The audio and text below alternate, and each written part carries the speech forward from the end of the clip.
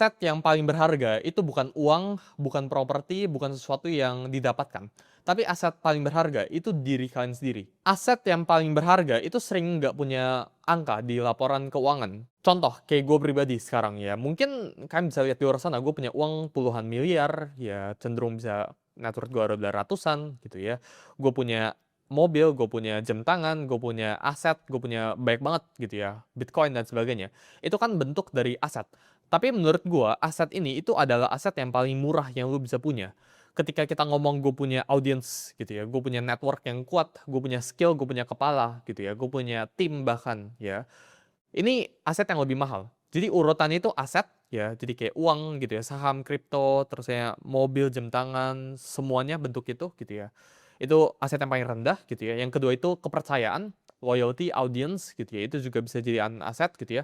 Human labor ini yang paling atas ya, level paling tinggi gitu. Karena ketika lu punya resource allocation, human labor ya, lu punya orang-orang terdekat lu yang bisa ngelakuin apapun itu, orang-orang lu yang A+ kita ngomong, orang-orang yang hebat, maka ini aset terbaik lu. Jadi aset itu nggak melulu tentang uang. Itu yang gue pelajarin di umur ke-19. Aset itu bisa bentuk itu lain. Bisa bentuk dalam orang, bisa bentuk dalam ilmu. Ilmu kepala lu itu aset gitu ya.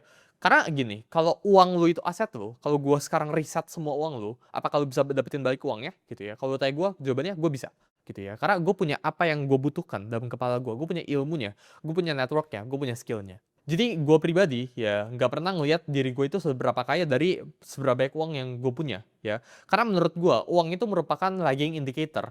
Berapapun uang yang gue hasilkan detik ini, sekarang gitu ya, hari ini atau bulan ini gitu ya, itu tidak gara-gara gue bekerja hari ini. Itu gara-gara 3 tahun yang lalu ada Suli yang lagi kerja di kamarnya, terus dia bekerja untuk membuild atau belajar skill baru yang gue sekarang itu bisa pakai.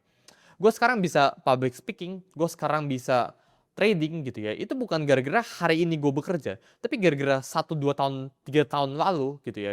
Itu gue pelajarin sesuatu. Jadi uang itu adalah lagging indicator. Aset yang kalian punya itu skill. Ya, itu diri kalian, bukan uang.